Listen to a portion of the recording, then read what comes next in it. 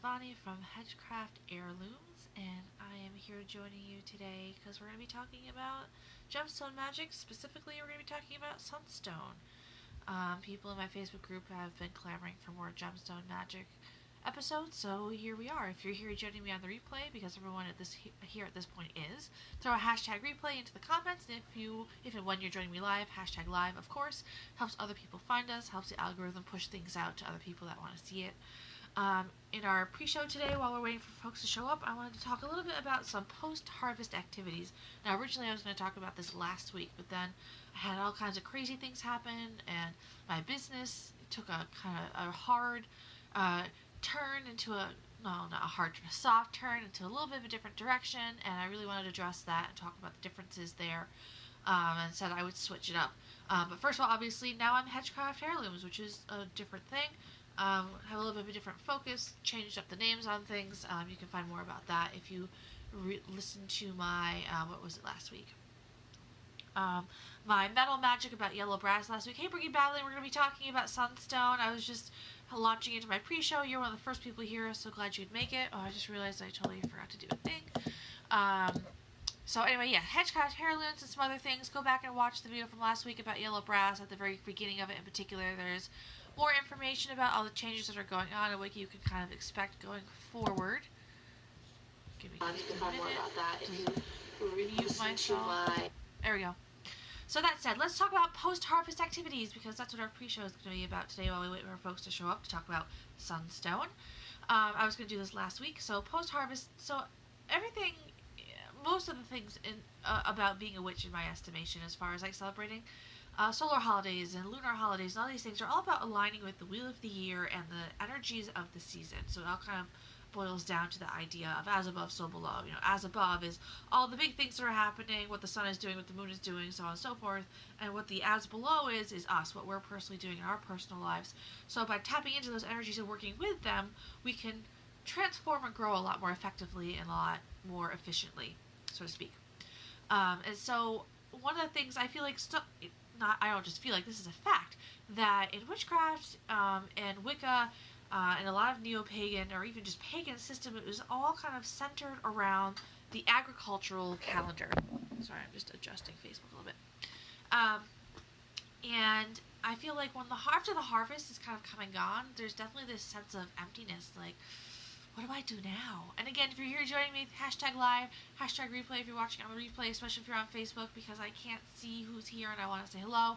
I did say hi to Brooke already. I didn't wave. Hey, waving at Brooke. Because I like to say hi. This is an interactive experience. If you have questions or comments, definitely feel free to throw them in there. I want to see them. I want to be able to respond. Post-harvest activities. Yeah, so after the harvest comes and goes, there's this sort of like emptiness, this void, where you're like, well, what do I do now? There's like nothing going on. So I'm here to help with that today, talk a little bit about the post-harvest activities. So here's my little short list. I don't want to spend too much time on it, but short list of things that you can do post-harvest to help stay aligned with the seasons and the energies that are happening. My mother-in-law says, hi Liz, hashtag live into the comments if you're watching. Glad that you guys are here. So that said, is it 5? 1, 2, 3? Yes, it is 5. So number 1. So all of these things are things that I took from an actual gardening website about things that you would do with your garden in this time of year. So everything we do has sort of a magical and a mundane correspondence. So I really wanted to kind of dig into that and kind of connect things back to that concept like I was talking about a few minutes ago. So the first thing is cut back perennials. That's the literal thing, of course, not the thing I want you guys to do. Unless you have a garden, by all means, cut back your perennials. But spiritually, how does that kind of connect? So perennials are, things that kind of come back every year. The idea is that you want to cut them back so that they, have more room to grow next year. So for coming back perennials, in my opinions, can symbolize or mean multiple things on a spiritual level. One would be releasing that which no longer serves. If you've been at this witch, new age spirituality thing for a while, I'm sure you've heard that phrase a bunch of times. Anyway, so yeah. Releasing that which no longer serves, getting rid of the things, culling out what isn't anything that you're using anymore. Also, reevaluate the things that are worth keeping in your life. So we're getting rid of what we don't need, but also focusing on keeping track of what we do want to keep. What are the good things that we want to hang on to that will give us a firm foundation to grow from in the years and a year in the seasons to come. And then the second thing I have here is amend your soil. Sorry, I'm having issues with my papers here. Amending your soil. If you're doing literal gardening, that means things like adding fertilizer and mulching and composting and all of those things, which is a way of preparing for winter and the season ahead. Hey, Wild Green Child, we're here going to be talking about Sunstone. Right now we're doing a little bit of a pre-show while we wait for folks to show up. So I'm talking about post-harvest activities to help you spiritually align with the energies of the season. So amending your soil, to me, it has to do with self-care. Creating that firm foundation, a sense of security to kind of springboard yourself forward into the season ahead. Number 3, if you have a container garden, again, relating back to the real world, if you have a container garden, emptying out your containers and cleaning them. Again, if we're talking about on a spiritual level and kind of looking at how they relate, that would mean time to do a biannual, so to speak. So most of us do spring cleaning. A lot of us, if we're good. However, I feel like, this is just me personally, like right before the holidays, I like to do a good, not that I'm going to have time to, but in an ideal world, I like to do a nice big clean again too in the fall, because I feel like with Christmas and the holidays and the gifts and all the things, that it's really easy for things to start feeling really, really cluttered because we're cold, we're inside, we're stuck, and there's just stuff. So doing another big clean can be another way to kind of help. And again, it's about getting rid of things that you don't need and keeping the things that you do. But it's also about clearing out space, literally, to the idea of abundance. That when we give, we also receive. There's that sort of always that energetic give and take happening. So when we get rid of things and we give things, we get things back. And then number 4 is mulch. It says here, the purpose of mulching for an actual garden is to protect the soil and the ground and kind of keep things from getting in that you don't want to get in there over the wintertime. If you are talking about this on a spiritual level, that could mean things like getting cozy, getting ready to hunker down for winter, getting your heavy blankets and your winter wardrobe out and ready. All of the things that kind of come with that idea of just kind of like getting ready for winter and, snuggling up and getting out your boots and all the things that you're going to be needing. If you haven't already, create a reading list of books that you're hoping to tackle in the winter time while you're sitting around. And of course, make sure you have your favorite tea, coffee, hot chocolate, whatever you prefer on hand, because that's all kind of part of the experience of the cozying up and relaxing in the winter time. And then the last thing I'm going to talk about before we launch into talking about Sunstone is organizing your tools. Again, if you have a garden, that means literally organizing your tools. If we're talking about a spiritual level, the important detail. The reason why that's important to do when you're in gardening is because it actually can help the spread of a lot of botanical diseases. So if we're talking about on a spiritual level, we can talk about it in the same way. So by organizing your living space, which that kind of ties back into what we're talking about cleaning, by cleaning and organizing your living space, it can help make it less stressful. Again, you have the clutter, you have all the things happening, so organizing and cleaning can help a lot too to help deal with the season. Again, if you're here watching, #live, #replay in the comments, I'm not sure what side they're on Facebook, just so I can see that you're here, so I can say hello. Hey, Felice, we're here going to be talking about Sunstone. You got perfect timing because I'm just about to start that. I just wrapped up my pre-show. Let's see. Let's start by talking about the geology of Sunstone, which I know that sounds like boring, but I promise it relates. So hang in there with me. We're going to get to the magic stuff. That'll be the last thing I tackle, because I feel like history and geology and the science of things always definitely adds up to the magic side of it. So understanding one helps us understand the other. So Sunstone is a variety of feldspar, which is a category of minerals. Other feldspars include moonstone and labradorite, which are the most common varieties. So you've got moonstone, labradorite, and sunstone. It tends to be very pale in color, usually orangey, yellowy. Oh, hey Vivica, glad you're here. Thanks for joining. It actually has flecks of metallic coloring inside of it if you look closely. It got the name Sunstone, presumably because a long time ago, when somebody discovered the sun must have caught one of those flecks, and it kind of blinded them a little bit, and they were like, oh, this stone, it has the sun in it. So we got sunstone. But those flecks most typically are made out of hematite, and I'm probably going to butcher this because I've only ever read the word, but goethite or goethite. I'm not actually sure which one it is, but it's Goeathite. Goethite, I'm going to go with that. Or pyrite. So again, metallic in coloration. And those flecks are always oriented in the same direction, so they're on the same plane, which means that it gives it a certain iridescent effect when the light hits it, basically. So there's only one variety, I should say, that is actually found in Oregon, so on the west coast in the U.S., that is considered to be gemstone quality. And when they say gemstone quality, what they mean is that you can polish it down and it looks kind of translucent or clear, and it looks really nice when you set it into jewelry and it's faceted and all those sorts of things.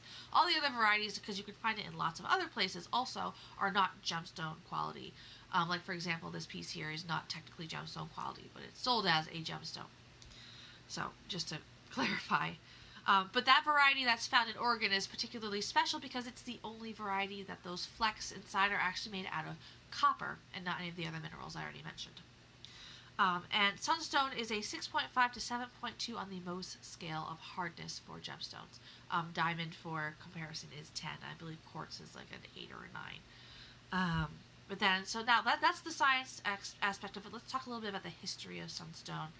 So sunstone has actually been found on Viking burial mounds and sites, which is really interesting. And a lot of, just as a little bit of an aside, in a lot of Northern European, Viking, Germanic, Norse cultures, ancient history-wise, the sun was of great importance. Think about how short of a sunny season they really, really had. So it was very important to them that the sun do what it was supposed to do, because if it was any less than that, well, that would be a really big deal for their growing season, for their entire ecology. So the sun was very, very important. So the idea that they had something representing the sun in such a essential part of their culture and day-to-day life is not really surprising. It's actually almost expectable. Sorry, I'm clicking things that I shouldn't be. And making things pop up that I don't want there. I was just trying to get rid of something and it did the opposite. So, obviously, with the name Sunstone, it is believed that it contains the power of the sun, as you might imagine. Especially in Northern European and Grecian ancient culture. And again, I talked about the Oregon sunstone a few moments ago, about how it's the only variety with copper in it that's gemstone quality. It actually was related to and talked about in a legend of the indigenous native people in that land. And that legend was that the blood of a warrior had fallen on this particular stone, and that was what gave it that color and that sacred power, that it had the power of the sun in it, which is kind of neat. So now that I've gotten that science and the history out of the way, now we're going to talk about the magic, because I know that's what you all really want to hear about. But keep all those things in mind I just told you about, because it's really interesting to kind of make those connections and how they all relate. So the first thing that sunstone is good for is healing, health, and vitality. So the sun itself is often associated with all those things. So think about the fact that when we're out in the sun, the UV rays, the vitamin D, are all widely considered to be really, really healthy for us. And there's a lot of research that shows that exposure to the sun and sunlight shortens healing and recovery times for lots of different things, which is why, hospital rooms pretty much always have windows in them, actually. That's part of that same research. And like I said, there's a lot of well-documented ideas that sunlight improves a lot of health outcomes, including, I also mentioned, helping to kill viruses such as COVID-19. I remember earlier in the year, there was a lot of research that came out talking about how they were pretty sure that UV rays killed it, although I don't know if that ever was conclusive or not. If my mother-in-law is still watching, I'm sure she can tell us, so maybe if she knows more than I do, she can throw it into the comments and I will relay it back to all of you. And sunstone is also good for cleansing and purification, which again, the sun is also highly associated with. So also because of the sun's association with fire is also very much associated with transformation and cleansing and purification. Think about that in the context of like forest fires, the idea of that it burns everything down, which you would think would be devastating, and it is in its own way, but it actually is cleansing and purifying to make room for new things to grow. And then, of course, sunstone, also good for empowerment and confidence, again, because of the sun. And also is said to prevent nightmares, which I think is kind of neat because of the idea of the sun chasing away the night, or the nightmares in this case. So that is Sunstone in a nutshell. If you guys have any comments or questions, please let me know about them in the comments below or on the side, whatever side they happen to be on. And then while I wait for comments and questions and what have you, I am going to show off some of the Sunstone / sun-inspired items that are in my Yule collection. Usually, when I do these Gemstone Magic videos and lives, I usually try to have some actual pieces, multiple pieces, I should say, to show you and offer to wrap them all. I'm actually part of my kind of business redirect, which I mentioned at the very beginning of this video and last week. Is I'm actually going to be getting a little bit away from wire wrapping. I'll probably do it for myself, but I'm not really going to be offering it widely publicly. However, I do have this lovely piece here that I'm wearing, so I could show it to you. So this is actually sunstone here with copper, which I didn't even realize when I made this that copper and sunstone were even related. I just thought they looked pretty together. So this piece here is available on my website right now, right at this moment. And if you're not already a member of my VIP Heirloom Society, which is linked in the description on Facebook, and you can find it in the bio on my Instagram, you can get 20% off today, like right now. And I literally have never worn this before today. I wore it special for you guys. It's never been worn before. It's not like I wear it all the time and I'm like, oh, I'm just going to get rid of it. It's brand new condition, I promise, I swear. Just wore it to show off today.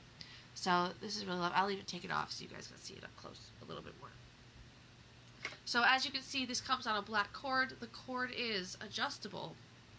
I like that because I feel like different lengths of things work better with different outfits. So here we go. On Instagram, you can see this lovely piece of sunstone. Here and down on Facebook. This piece right now is listed at $120, but obviously you can get 20% off right now. And I don't want to give away too many details, but there might be some bigger sales coming up in the future too. But there's no guarantee it's going to last, so I would grab it before then if you can. Yeah, I don't know if you guys can see you can see the flex of these. Because this isn't a gemstone quality piece, you know, the reflective bits in here are not quite as easily visible, but it is very pretty, and certainly in the actual sunlight, it's going to show off even more. Alright, and then of course I'll also show it because I'm wearing it. This is my sweatshirt. Look, you guys, I made this design. I love it so much. I'm so excited at how it came out. This says Blessed Yuletide. I call this the winter sun. So it's a sun, but it also kind of looks like a snowflake. Haha, it's a joke. And then you can see there's suns and moons here. So we're talking about the solstice and more snowflakes. And then I don't know how you guys can see in that small... Oh yeah, there's this 8-bladed star is a very traditional Northern European, Icelandic pattern that you find in things, and then little evergreen trees. And then this pattern here looks a little bit like teepees, but it's just triangles. It's not supposed to be anything particular other than a cool pattern. So here's one. This one says Blessed Yuletide. I love this. It's super warm and fuzzy and soft and lovely. It's going to be in my Yule collection, which is being dropped in 10 days on Monday, November 23rd at 4 p.m. So if you want one of these, you're going to have to grab it right at that point. So there's this one. I also have a second one to show you. So this is the Blessed Yuletide one in navy blue. And this I'm showing you. This is my other design. Man, was it a real challenge for me to figure out which one I wanted to show, which one I wanted to wear, because I love them both. So this one here is in red, obviously. And it says here, "For unto us a son is born." Now, if you were raised Christian, you might be familiar with Handel's Messiah. But there is a... Oh, I just realized on Facebook they probably can't see. Let me come up a little bit. So on Facebook, here you go. Blessed Yuletide, Winter Sun. There we go. So anyway, let me show you this again. In Handel's Messiah, there is a line that says, "Unto us a child is born," so on and so forth. But I thought this was a fun kind of play on word when we talk about the rebirth of the sun, S-U-N, compared to the sun, S-O-N, in Christianity. And so my kind of goal with these was to create something that was, to the right eye, clearly pagan, but not, like, in your face about it. Because I feel like a lot of us don't really want to be in people's faces. So yeah. So here's this. "For unto us a son is born." So we have, it's hard to tell here, but this lovely lady here, she has a crescent moon on her forehead. So this is the Queen of Heaven giving birth to the sun child. And he has a little sun on his third eye also. So here we go. I'll hold it up for Facebook. Hopefully they can see it. There's that. So again, that will be available in my Yule collection I wish I could tell you how much these are, but I don't remember off the top of my head. But they're worth it, because look how cute they are. Oh, I love this kind of stuff. Alright, so that said, I have 3 more things to show you. Let's see. I'm going to do this next. This is my Winter Sun Ritual Anointing Oil. So this is actually part of my Yule Ritual bundle that is forthcoming. So this is, I don't know how well you can see, this is a combination of sunflower oil and some essential oils. There's juniper chips, white sage, gold leaf. There's also black-eyed Susan petals in here, and some white pine needles, and some gemstone chips. There we go. I want you guys to get to see that. This is a very, oh, I forgot. It's been I made these like a few weeks ago. I haven't smelled it in a while. It's sort of citrusy, cinnamony, pine. It's wonderful. It's sort of like, you know how sometimes when you burn all the mulling spices on the stove, like I shared on Instagram actually, or all over social media earlier this week, it smells kind of like that, but like concentrated, and it is sort of like wonderful and amazing. Yeah, it smells like really, really good. Wonderful, wonderful, wonderful. This is also going to be available as part of my Yule collection too. And I've got 2 more things. Let's see, which one do I want to do? I'm going to show this. So I've been showing reels and pictures of this on Instagram and in my Facebook group for a couple days now, but it's these Yule Winter Womb, that's what I call them, Winter Womb candles. So let me talk a lot about, because there's a lot of symbolism in these actually. So the cauldron in and of itself is widely considered to be a symbol of the womb and of the goddess herself, I should say. And you can see on here there's this crescent moon with the points turned upward. So since prehistory, the upturned crescent moon like this has actually been symbolic of fertility and the womb. Which is actually, interestingly, if you've never known this thing, why bulls are considered to be a fertility symbol, because their horns have that shape also. And then the eye, in a lot of pieces that I've done, the eye usually represents the self. As far as, and I wanted that to be the idea of kind of reflecting what I talked about at the beginning, the concept of as above, so below. So the eye represents the so below aspect, that even though we're talking about the goddess and the winter womb and the goddess giving birth to the sun god, that we are also giving birth to our own sun gods in the metaphorical, obviously, sort of way, not in the literal sense. Kind of as a reminder of that. So we have the cauldron itself. This is actually cast iron. I'm sure you can probably hear the noises it's making. That sounds like cast iron, doesn't it? And this little cauldron, once the candle burns down, you can actually reuse it. So it's a legit cauldron. It is cast iron. It is a really good quality little piece, which is really convenient.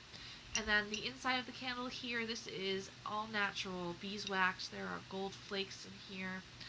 And there is citrine, gemstone chips, and there is a little sun charm in each one, which represents the sun child. And the idea is that in the ritual you burn it, and it's symbolic of the goddess giving birth to the sun, which I love. I'm a little bit biased because I made it, but I really love. I'm excited that these came out the way that I was sort of envisioning, like I am every time I make something like this. So these are quite lovely. These are also part of my Yule Ritual bundle. So if you get the ritual, you get the ritual. You get... Oh, actually, I can show you that too, can't I? Maybe? Oh, yes, there it is. I'll show you the ritual also, because I just realized that that's next to me, incidentally. So this, the oil, and then the ritual, which I will show you right now. There were a lot of things on top of this. Ugh, don't judge me. Here we go. So this is my large book of shadows, which we've never seen before. I'll show it off. This is from a company called Bram's Bookworks. I love them. It's basically actually a very, very fancy 3-ring binder, which is convenient because you can take pages out, put pages in. Where am I looking? Here we go. I have tabs, so I'm literally trying to find the right thing. Here we go. Here we go. Here we go. Here it is. The Rebirth of the Sun Yule Ritual. Oh, where everybody can see that. I will show this image off more in a moment because that is one of my other things. As you can see here, there's a supply list. So your version, if you buy this, it also comes with a little letter in the front. But my version, I always don't have that. This is my personal book. So here's a supply list. There is at least 1, sometimes 2 illustrations of mine on each page. Here you go. So here's the winter sun. That's right here. Let's see. And then also other pretty things. And this is, it comes printed on this exact paper, which is a golden parchment style paper. This is the image that was on that other sweatshirt. That's the last page, and we have another sun god picture here. This ritual is entirely written and illustrated by yours truly. It's all my own original artwork, all my own original words that I have written, that I'm very, very proud of, that I would love to share with you. So that ritual, the candle, the oil, all part of the ritual bundle that gets shipped to you. So the final thing I'm going to show you is this. This is literally a one-of-a-kind item. So you probably recognize this as the same image that was on the front page of that ritual. This is the Queen of Heaven with the sun god again. So I will bring this closer so people can see it. So again, we have the upturned moon as the fertility symbol. The goddess with her feet on the pillow. We have the snowflakes. So you can see the sun god here and the goddess are actually both holding their hand like this. This is actually symbolic of connection to the divine. I had to look it up because this image and this pose is actually highly inspired by religious iconography of the Virgin Mary and baby Jesus, which again, I have always really appreciated the sort of crossover between the traditions of Christmas and Yule and where they kind of connect. And I think this is one of them for me. So this is the Queen of Heaven, which is another name that people sometimes give to Mary, by the way. So the Queen of Heaven with the sun god, the baby, and again the wings were supposed to be symbolic of her connection to the sky. She has the moon with the star on her forehead, and then there are 7 stars around her head, which 7 is often a number of wisdom. So I like that, and of course they both have the halos representing their divinity. So. And within this really, really beautiful vintage snowflake frame, which kind of, mirrors the snowflakes that are actually in the artwork itself. So this is also a one-of-a-kind. This is the only one that's going to be in the collection because I only have one frame. And I'm going to have another framed piece too, but I haven't put it together yet. But I'm very pleased with this, very excited. I actually searched far and wide to find a frame that I like to go with this. So this will be available too. This will be a really lovely addition to any Yule altars that you might have. So. That said, that is all I have for you guys today. You guys have been super patient and lovely to sit and listen to me chat about all of these things. Again, if you ever have any questions, especially even if you're watching on the replay and I'm not here to answer them live, throw them in the comments. I'm always happy to answer after the fact. If you have any interest in any of especially if you're interested in this necklace that is currently available on my website, obviously you can find it online, or you can send me a private message and we can talk about things that way. I would love to see this go to its forever home, so let me know if you're interested. So that said, I hope you all have a lovely weekend, and I will catch you guys next week. In my pre-show we talked about post-harvest activities. Next week I'm going to be talking about so fun story real quick. A week ago, amazing Yule collection, beautiful artwork. Oh, thank you, Vivica. There are actually a couple more things in it that I just don't think I have here with me, but I am glad that you are excited about it. I hope you go check it out when it drops. So a week ago, yesterday, my son, who was about a year old, actually I should back up. Part of the story is that my tablet that I usually do these lives on, like if you're watching on Facebook, you've probably noticed that the lighting kind of sucks compared to usual. It's because I'm not using my usual tablet, I'm using my husband's, and his is a slightly older model, and for whatever reason, the lighting doesn't seem to show up the same way on his. But I usually fold up my tablet with its keyboard, and I tuck it in between the arm of the couch and the cushion, next to a bookshelf and a lamp. And I also have a tendency to keep my water on that. That's like my little hidey hole where I like to sit and relax most of the time. And my son, while I was holding him one time, grabbed the cup of water and just dumped it. And it got right into the charging port of the tablet. So right now it's off. My tablet is off on a little adventure to get repaired. And I lost a ton of stuff and everything. So, I including my list and my schedule of like content ideas, like through like the end of the year. So on the fly, I was kind of like, I need to figure out what else I'm going to do next week. So I did just that. And so next week, because so many things seem to be happening in my life that are kind of causing this big I don't want to say upheaval, but sort of shift and change and transformation. That it seemed like the perfect time to talk about how this is effectively the season of transformation. Um, so that's what next week is going to talk all about, is death and transformation. You know, this sort of period, this void of the year. So I'll be talking about that in a lot more detail next week. And next live stream, quickly, is going to be about brown. I know, brown, right? Like, that sounds like, why would you want to talk about the color brown? It's literally like 1% of the population's favorite color, which is like almost nobody. But brown is the perfect color to cap off a week about death and transformation. It is, in my opinion, like the color of November anyway. So it seemed like the perfect time to talk about it. So next week we're going to talk about brown. And I hope that you guys join me, because it's a lot more exciting than this sounds, I promise. So that said, I hope you guys all have a wonderful weekend, that you take care, and blessed be.